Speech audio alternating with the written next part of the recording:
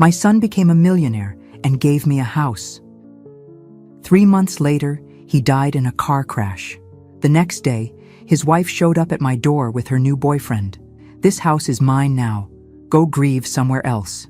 I left, but my hidden cameras stayed, and the police loved what they saw. If you're watching this, subscribe and let me know where you're watching from. I'm Dorothy Williams, 67 years old, and I thought I'd seen the worst of human nature during my 35 years teaching high school. Boy, was I wrong. Nothing prepared me for what my own daughter-in-law would do the day after we buried my son. It was a gray Tuesday morning when Tiffany showed up at my front door, clicking her acrylic nails against her designer purse. She wasn't alone. Behind her stood a man I'd never seen before, tall and broad-shouldered, wearing work boots and a smirk that made my skin crawl. "Dorothy, we need to talk," Tiffany announced, pushing past me into the foyer without invitation. The nerve of that woman never ceased to amaze me. "About what, dear?" I asked, though something cold was already settling in my stomach. Marcus had been dead exactly 24 hours. The funeral flowers were still fresh in the living room. "About this house," she gestured around with theatrical drama. "Rick here is a contractor. We've been discussing some renovations." Rick. So that was his name. I studied his face, noting the way his eyes appraised my home, The transition, like he was already moving from the city calculating to the square countryside, footage. that really "I don't defined understand," who I am today. I said It slowly. was scary, but "Marcus gave absolutely me this necessary house for my 3 months ago. The deed is in my name." Tiffany's laugh was sharp as broken glass. "Oh, honey, there's so much you don't understand. See, Marcus was planning to contest that little gift. He told me all about it, said giving you the house was a mistake, that you manipulated him when he was vulnerable after his promotion." My chest tightened. Marcus had given me this house freely, lovingly, after his company went public, and he'd made more money than he'd ever dreamed. We'd stood right here in this very foyer when he handed me the keys, tears in his eyes as he hugged me. "That's not true," I whispered. "Isn't it?" Tiffany stepped closer, her perfume cloying and overwhelming. "Face it, Dorothy. You're an old woman with nowhere else to go. Marcus felt sorry for you, but he was going to fix his mistake. Since he can't do it himself anymore, I'm handling it for him." Rick spoke for the first time, his voice gravelly and unpleasant. "Look, lady, we can do this easy or hard, but we're moving in next week. The renovation starts Monday." I stared at them both, my mind reeling. Yesterday, I'd buried my only child. Today, his wife was throwing me out of my home with a stranger who talked like a thug. "I need time to process this," I said finally. "You have until Friday," Tiffany replied, checking her phone like this conversation bored her. "Rick needs to start the demolition on the kitchen.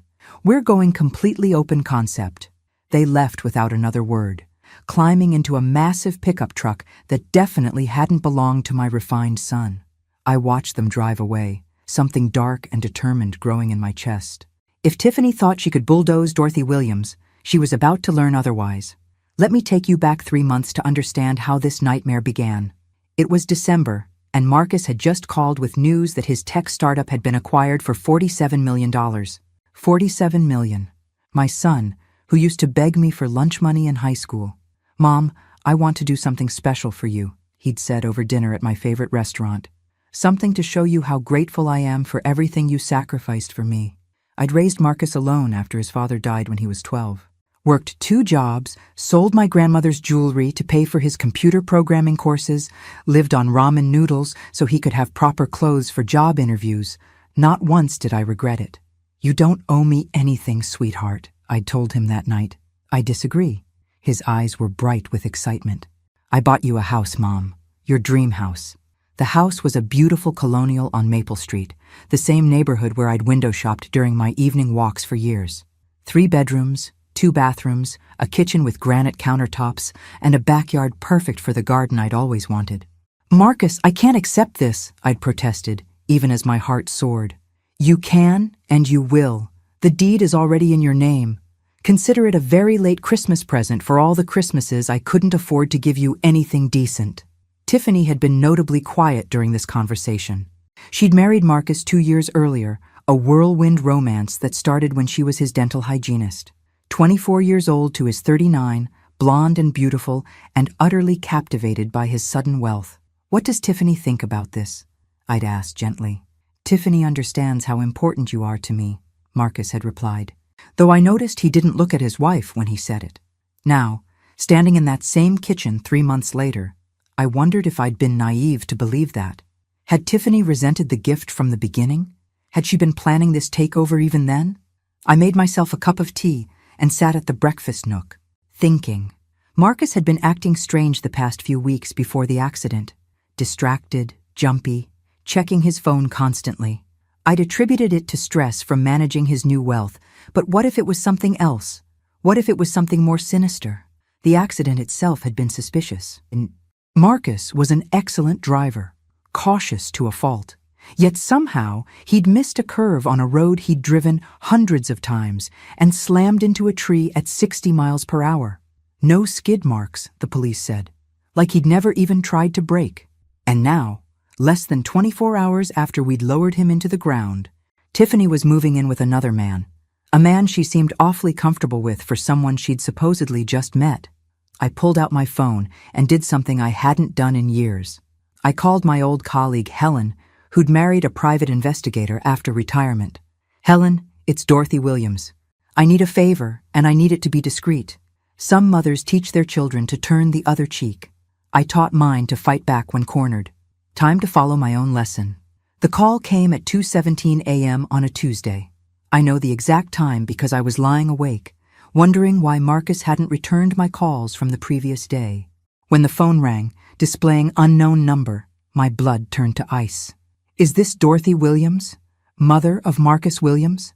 The voice was professional, clinical. Yes, this is Dorothy. What's happened? Ma'am, I'm Officer Patterson with the state police. I'm afraid there's been an accident involving your son. The world tilted sideways. I gripped the phone with both hands, my knuckles white. What kind of accident? A single-car collision on Route 47, near Miller's Bend. Mr. Williams' vehicle left the roadway and struck a tree. I'm very sorry to inform you that he was pronounced dead at the scene. The words didn't register at first. They bounced off my consciousness like rain on a window. Marcus, dead? Impossible. I'd just talked to him Sunday. He'd promised to come by Tuesday for dinner. There must be some mistake, I whispered. I'm afraid not, ma'am. We'll need someone to identify the body and collect his personal effects. The next hours passed in a blur of paperwork, fluorescent lights, and the overwhelming smell of disinfectant at the morgue. Marcus looked peaceful lying there, like he was simply sleeping. No visible injuries, except for a small cut on his forehead. For a crash violent enough to kill him instantly, he looked remarkably intact. Was he wearing his seatbelt? I asked the coroner. A kind-faced woman named Dr. Martinez. Yes, properly fastened. The cause of death was internal trauma from the impact. He wouldn't have suffered. That should have comforted me, but it didn't. Something felt wrong about the whole thing. Tiffany arrived an hour later, dressed in black Lululemon and designer sunglasses, tears streaming down her face in perfectly controlled rivulets that didn't smudge her makeup.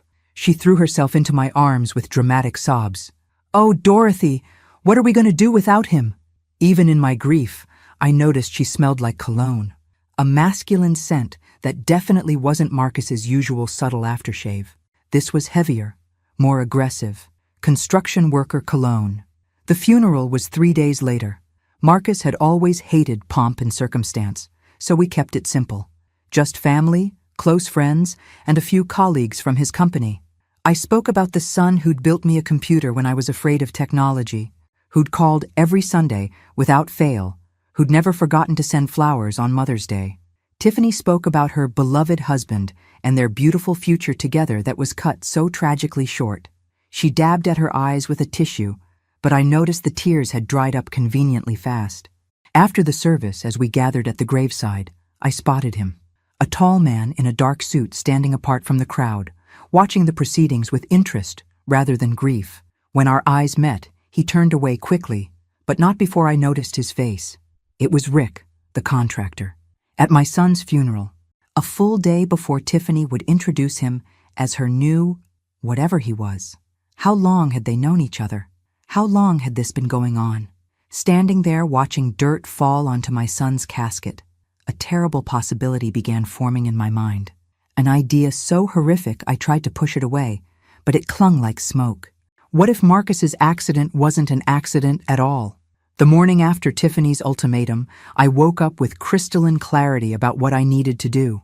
For 35 years, I'd taught teenagers how to think critically, how to gather evidence, how to build an argument. Time to put those skills to work. First stop, the police station. Detective Sarah Collins was younger than I expected, maybe 40, with sharp eyes and a no-nonsense attitude. She listened patiently as I explained my concerns about Marcus's accident. "Mrs. Williams, I understand you're grieving, but sometimes families look for explanations when there aren't any complex ones. Your son had been drinking that night." "Drinking?" That stopped me cold. Marcus rarely drank, maybe a beer with dinner. The toxicology report showed a blood alcohol level of 0.12, well over the legal limit. I stared at her. That's impossible. Marcus was nearly obsessive about not drinking and driving. His college roommate died in a drunk driving accident. Detective Collins pulled out a file. The report also showed trace amounts of alprazolam in his system, anxiety medication. The combination can be particularly dangerous. Marcus wasn't taking any anxiety medication. I'd have known. "Ma'am, with respect, adult children don't always share everything with their parents. Your son had recently come into significant wealth. That kind of sudden change can cause stress, lead to substance use." I wanted to argue, but I could see the skepticism in her eyes. To her, I was just another grieving mother, unwilling to accept an uncomfortable truth about her child. "What about his wife?" I asked. "Have you looked into her background?" "Mrs. Williams, are you suggesting your daughter-in-law had something to do with this?" When she said it out loud, it sounded ridiculous, like something from a bad TV movie. "I'm just asking if you've investigated all possibilities. We conducted a thorough investigation. There's no evidence of foul play. I'm sorry for your loss, but sometimes accidents are just accidents." I left the station frustrated, but not defeated. If the police wouldn't investigate properly, I'd have to do it myself. My next stop was Marcus's house. Well, Tiffany's house now. I still had a key, and technically I had until Friday to collect any personal belongings. Time to see what I could learn. The house felt wrong the moment I walked in. Tiffany had already started packing away Marcus's things. His photos replaced with generic artwork, his books boxed up like they'd never mattered. It looked like someone trying very hard to erase all evidence that Marcus Williams had ever lived there. In his home office, I found his laptop. Password protected, of course, but I knew my son. His password had been the same since college. Dorothy 1956. My name and birth year. What I found made my blood run cold. The browsing history showed Marcus had been researching divorce lawyers. Not just casual browsing, he'd filled out consultation request forms with 3 different firms, all dated within the 2 weeks before his death. More disturbing were his recent bank statements. Large cash withdrawals, much larger than his usual spending patterns. 10,000 here, 15,000 there, always in cash. Always on days when Tiffany had been out of town for her frequent spa weekends. The last entry was the most telling. A transfer of $50,000 to an account I didn't recognize, completed just 3 days before his death. I heard a car in the driveway. Tiffany was back. Quickly, I photographed the bank statements with my phone and closed the laptop. By the time Tiffany walked through the front door with her arms full of shopping bags, I was innocently sorting through Marcus's book collection. "Dorothy, what are you doing here?" Her voice was sharp with suspicion. "Collecting some of Marcus's things. You said I had until Friday." She set down her bags and watched me carefully. "Take whatever you want. Most of it's going to charity anyway." I held up a photo of Marcus at his college graduation. He was so proud that day. "Do you mind if I take this?" "Sure." Her answer was too quick, too careless for someone discussing mementos of their dead husband. As I packed Marcus's things, I made a decision. Tiffany could have the house. She could play grieving widow for the cameras. But she'd forgotten one crucial detail. She was dealing with a woman who'd spent decades outsmarting teenagers. And if there was one thing I'd learned in all those years, it was that everyone eventually reveals their true nature. They just need the right audience. Friday morning arrived with the kind of cold rain that seeps into your bones. I stood in my empty kitchen, watching Tiffany and Rick direct a crew of movers like they were staging a military operation. They'd given me until noon to clear out completely. I'd spent the previous 3 days making arrangements, finding a furnished apartment across town, and most importantly, installing my insurance policy. "Dorothy, you about ready?" Rick called out, his tone falsely cheerful. Up close, I could see he was handsome in a rough way, the kind of man who probably charmed women easily, the kind Marcus would have hated. "Almost finished," I replied, wheeling my last suitcase toward the door. Tiffany appeared from the living room, surveying the space like a queen claiming her kingdom. "We really appreciate you being so understanding about this, Dorothy. I know it's hard, but Marcus would have wanted what's best for both of us." The audacity was breathtaking. She was rewriting history in real time, making herself the reasonable one in this scenario. "Of course, dear," I said sweetly. "I just want what Marcus would have wanted too." What I didn't mention was the 4 tiny cameras I'd strategically placed throughout the house over the past 3 days. State-of-the-art devices, no bigger than shirt buttons, wireless and completely undetectable unless you knew exactly where to look. My friend Helen's husband had been most helpful in selecting the right equipment. For home security, I'd told him, which wasn't entirely a lie. 2 cameras covered the living room from different angles. 1 monitored the kitchen and dining area. The 4th was positioned in Marcus's old office, now apparently destined to become Rick's man cave. Each camera fed to an app on my phone and a backup drive that would store everything automatically. Whatever Tiffany and Rick were planning, I'd have a front row seat. "Well," I said, taking one last look around the home my son had given me, "I suppose this is goodbye." Tiffany actually had the nerve to hug me. "You take care of yourself, Dorothy. And remember, you're always welcome to visit. Visit. In my own house." The woman had steel nerves, I'll give her that. I drove away slowly, checking my rearview mirror until the house disappeared behind the trees. Then I pulled into the parking lot of a coffee shop 6 blocks away and opened the camera app on my phone. Perfect. Crystal clear video of Tiffany and Rick already making themselves at home, Rick's tools scattered across my kitchen counter as they discussed phase 1 of their renovation. I ordered a large coffee and settled in to watch the show. It didn't take long for things to get interesting. By 3 p.m., Rick had made 3 phone calls that caught my attention. The first was to someone named Jimmy, confirming a meeting for that evening. The second was to a local bank, asking about expediting the insurance paperwork. The third was the most telling, a conversation with someone he called Babe, who was definitely not Tiffany. "Yeah, it's working perfectly," Rick said, his back to the camera as he stood in my kitchen. "The old lady bought the whole grieving widow act. We should have the insurance money within a month." Insurance money. My pulse quickened. Tiffany appeared in frame, wrapping her arms around Rick's waist from behind. "What about the police investigation?" "What investigation? They ruled it an accident. Case closed." Rick turned in her arms, and I could see his smug expression clearly. "Your boy Marcus made this almost too easy, getting drunk that night."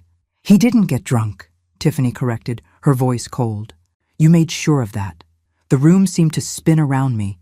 I gripped my phone with trembling hands, making sure the audio was recording clearly. "Details, babe. The important thing is it worked. One little slip of something extra in his drink, wait for him to get behind the wheel, and boom, problem solved. They'd killed him. They'd actually killed my son." Rick's next words made my blood turn to ice. "Now we just need to make sure dear old Dorothy doesn't get suspicious and start poking around where she doesn't belong." I closed the app and sat in the coffee shop, staring at my phone. I had them. I had everything. But as I listened to their casual discussion of murdering my child, I realized something that chilled me more than their confession. They weren't finished, and I was still on their list. I didn't sleep that night. Instead, I sat in my sterile apartment, watching the camera feeds on my laptop while taking detailed notes. By morning, I had enough evidence to bury them both, if I could stay alive long enough to use it. The breakthrough came around midnight when Rick's friend Jimmy arrived at the house. Jimmy turned out to be a nervous, twitchy man in his 50s who kept looking around like he expected police to burst through the doors. "You sure this is smart?" Jimmy asked, accepting a beer from Rick. "Meeting here with all this heat?" "What heat? The cops bought the whole thing. Drunk driving accident. Case closed." Rick settled into Marcus's favorite recliner like he owned it. "Besides, we need to talk about phase 2. Phase 2. My stomach clenched. Tiffany joined them, curling up next to Rick on the sofa. How much longer before the insurance pays out? 3 weeks? Maybe 4, Jimmy replied. But there's a complication. The old lady's been asking questions. Called my cousin at the police station twice this week. I'd done no such thing, but apparently my single visit to Detective Collins had made an impression. What kind of questions? Rick's voice had turned dangerous. About the toxicology report, about whether they tested for other substances besides alcohol. The three of them sat in silence for a moment. Then Tiffany spoke, her voice matter-of-fact in a way that made my skin crawl. Maybe Dorothy needs to have an accident too. Tiff, that's... Jimmy started. Jimmy? What? She's old. She's been acting erratic since Marcus died. Who would question it if she fell down some stairs? Or maybe had a little car trouble on one of those winding country roads she likes to drive? Rick was nodding thoughtfully. Actually, that's not a bad idea. Clean up the loose end before it becomes a problem. I frantically saved the video file, my hands shaking so badly I could barely work the controls. They were planning to kill me. These monsters, who had murdered my son, were now calmly discussing my death like they were planning a vacation. The beauty of it, Tiffany continued, is that Dorothy's been so grief-stricken, so confused about the house situation. If something happened to her now, people would just think the poor thing finally succumbed to the stress. Plus, Rick added with a grin that made me nauseous, she's got a decent life insurance policy. 25 grand. Not huge, but worth the effort. How did he know about my life insurance? Had Tiffany somehow accessed my personal papers? Jimmy stood up abruptly. Look, I helped you with Marcus because he was going to divorce Tiffany, and you'd lose everything. But killing old ladies? That's where I draw the line. Relax, Rick said. We're just talking. Dorothy's not going anywhere. But I could see in his eyes that he was already planning my demise. After Jimmy left, I watched Rick and Tiffany discuss specifics. A staged car accident seemed to be their preference, something that would look like an elderly driver losing control. They even debated locations, finally settling on a sharp curve about 15 miles outside town. We'll need to disable her brakes, Rick mused. Make it look like mechanical failure. How long? Tiffany asked. Give me 2 days to set it up. Then we can put our grieving daughter-in-law act back on for the funeral. Daughter-in-law. The word made me sick. I closed the laptop and sat in the darkness of my apartment, thinking. I had everything I needed to destroy them. Clear video evidence of them confessing to Marcus's murder and planning mine. But I also knew how the system worked. Defense lawyers could argue the footage was taken illegally, claim it was inadmissible, tie up the courts for years while these monsters walked free. No, I needed something more definitive. Something that would put them away forever, with no possibility of escape. As I sat there planning my next move, my phone buzzed with a text from an unknown number. Having trouble sleeping, Dorothy. You should be more careful driving these days. Roads can be so dangerous for someone your age. They knew where I lived. They were already watching me. But here's what Tiffany and Rick had forgotten in their rush to play criminals. I'd spent 35 years dealing with bullies, manipulators, and sociopaths in teenage form.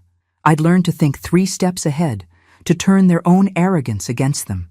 They wanted to play games? Fine. Game on. The next morning, I did something that would have shocked my old self. I called a criminal defense attorney.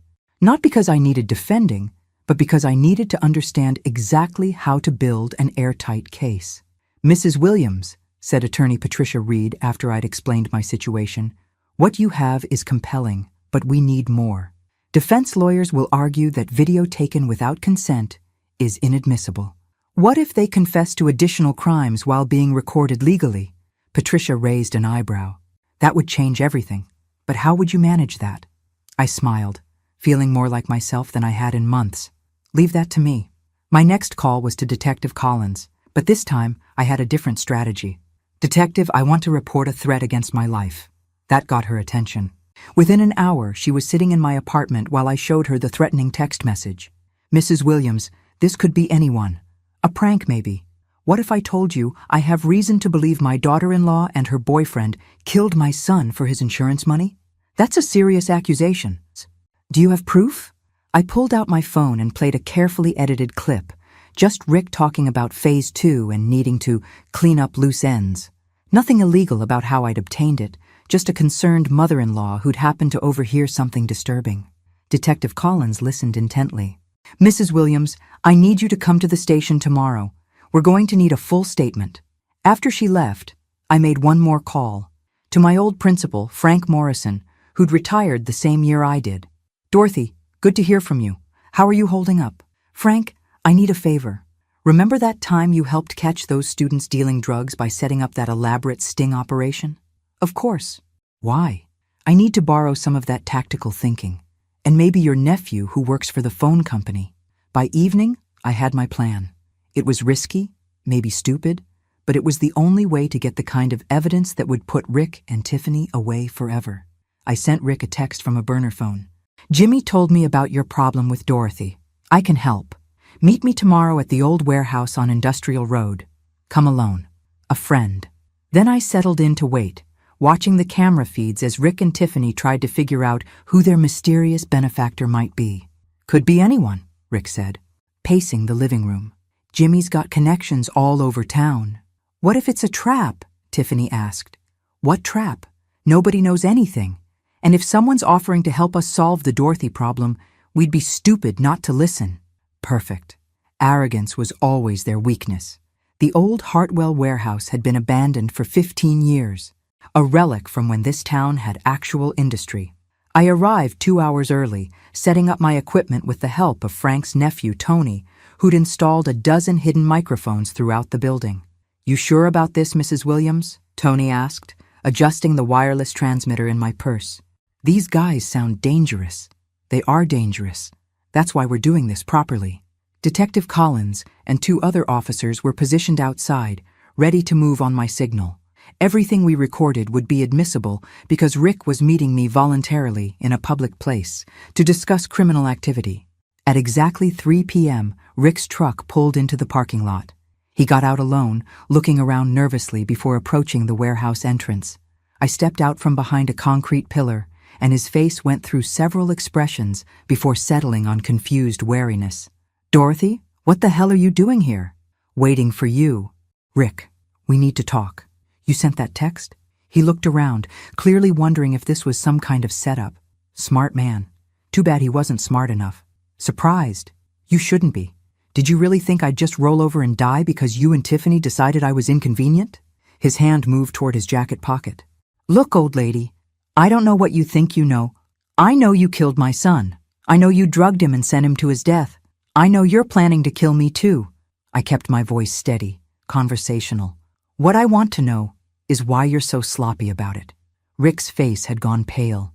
You're crazy. Marcus died in an accident. Really? Then explain this. I pulled out my phone and played the audio from 2 nights ago, crystal clear recordings of him confessing to murder. The color drained completely from his face. Where did you get that? Does it matter?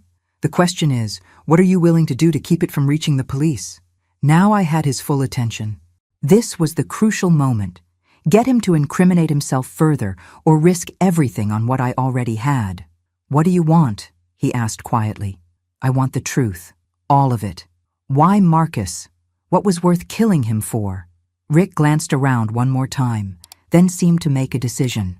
Fine. You want the truth? Your precious son was going to divorce Tiffany. We'd have gotten nothing. She'd been married to him less than 2 years. No alimony, no community property, nothing. So, you killed him for money. We killed him because he was about to destroy our future. Tiffany and I have been together for 3 years. Since before she married your son. 3 years. My mind reeled. She was cheating the entire time? Cheating? Rick laughed bitterly. Lady, she married him for his money. The whole thing was planned from the beginning. When he got rich, we knew we'd hit the jackpot. But then he started getting suspicious, talking about hiring private investigators. So you murdered him. We solved a problem, and now you're a problem too. Rick's hand was definitely moving toward his jacket now. Lucky for me, you decided to make this easy by coming here alone. Who says I'm alone? The warehouse lights suddenly blazed on, and Detective Collins's voice echoed through the space. Police! Don't move!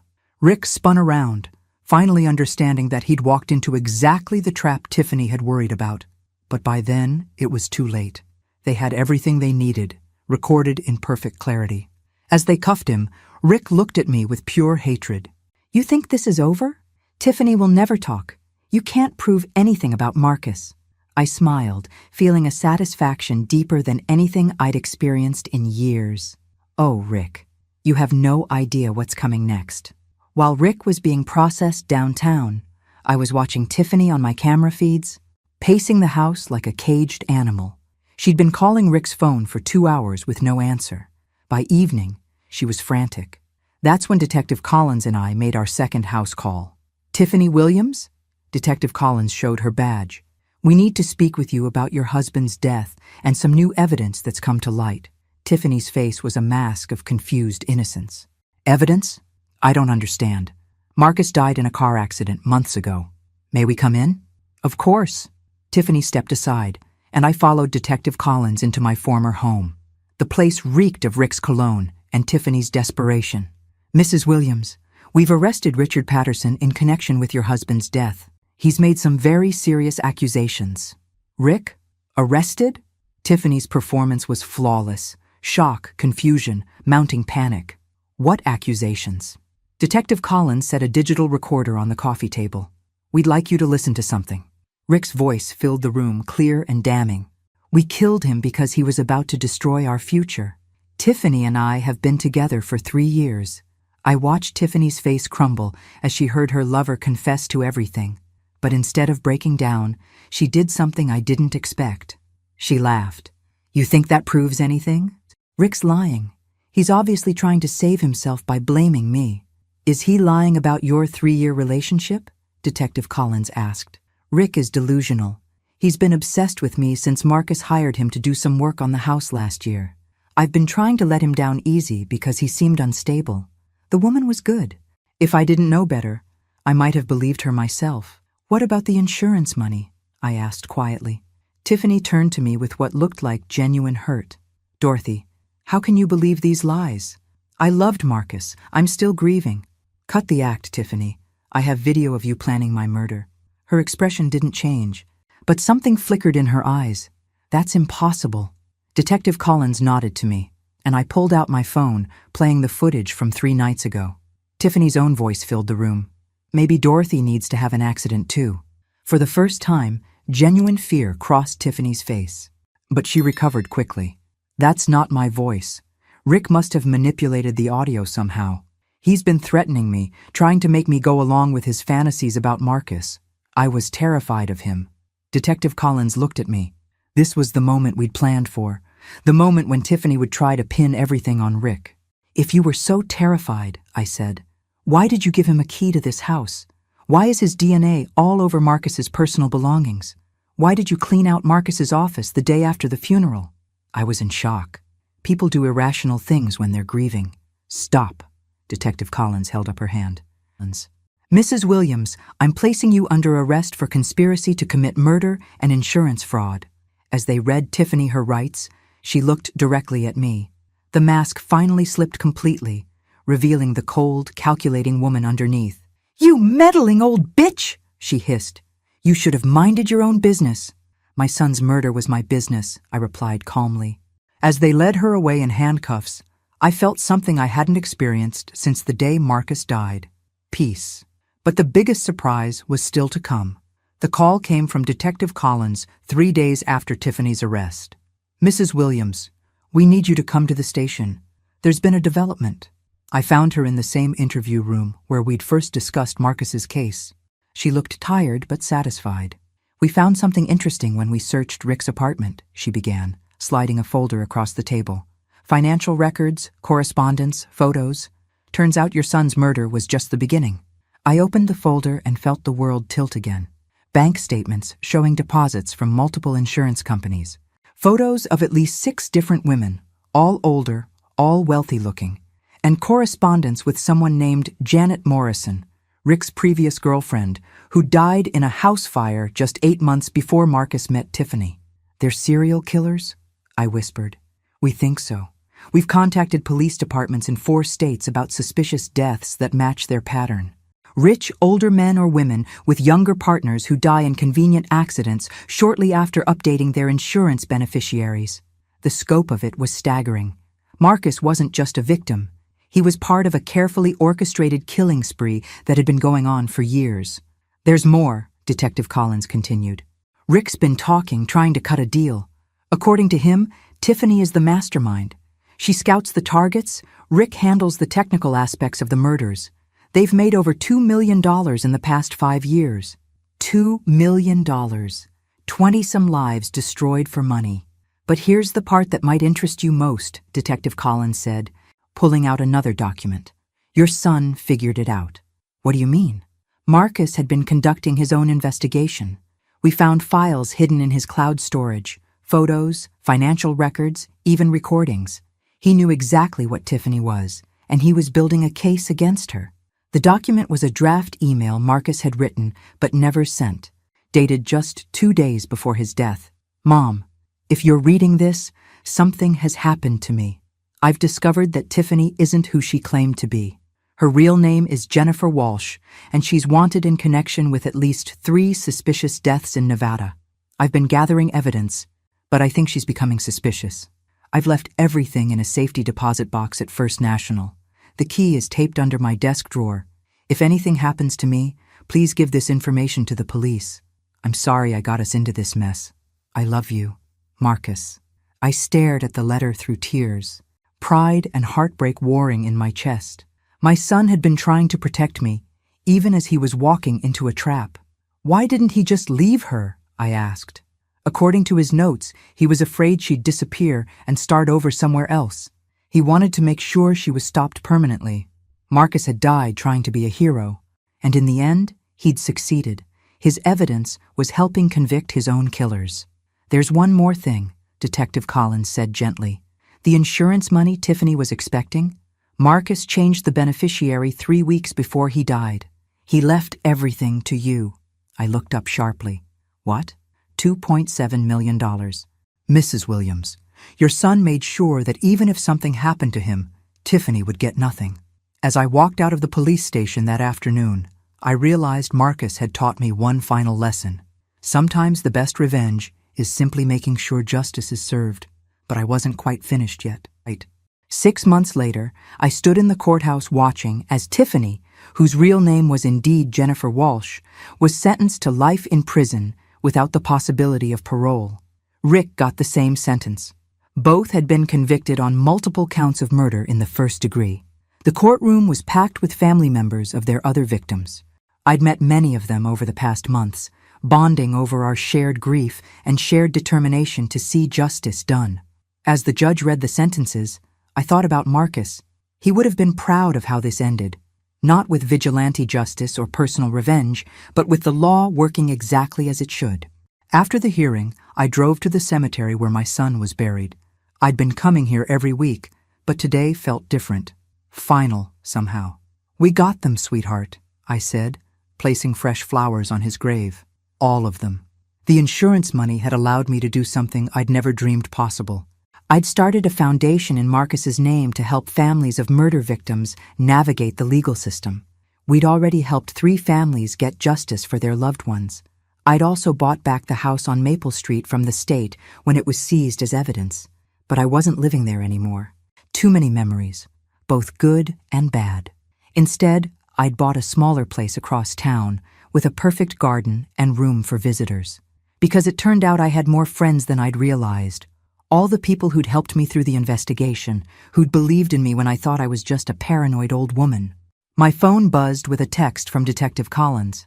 Saw the news about the Michigan case. 3 more convictions thanks to Marcus's evidence. You should be proud. I was proud. Not just of Marcus, but of myself. I'd faced down killers, outsmarted criminals, and proven that being 67 years old didn't mean being helpless. As I walked back to my car, I thought about the young teachers I used to mentor, the ones who'd ask how to handle difficult students or impossible parents. Trust your instincts, I'd always told them. When something doesn't feel right, keep digging until you find the truth. It had taken me 67 years to fully follow my own advice, but better late than never. I'd learned that grief doesn't have to make you weak. Sometimes it can make you strong enough to fight for justice, smart enough to outthink criminals, and brave enough to risk everything for the truth. And sometimes, just sometimes, the good guys really do win. as I drove home through the town where I'd lived my entire life. I felt something I hadn't experienced in years, genuine happiness. Not the temporary kind that comes from small pleasures, but the deep satisfaction that comes from knowing you've made a difference. Marcus was gone, and nothing would ever change that. But his killers would never hurt anyone else again. And maybe somewhere he was proud of his old mom for refusing to go quietly into the night. After all, I'd taught high schoolers for 35 years. Did Tiffany and Rick really think they could outsmart someone who dealt with teenage sociopaths for decades? They'd picked the wrong mother to mess with, and now they had the rest of their lives in prison to regret that mistake. Thanks for listening. Don't forget to subscribe and feel free to share your story in the comments. Your voice matters.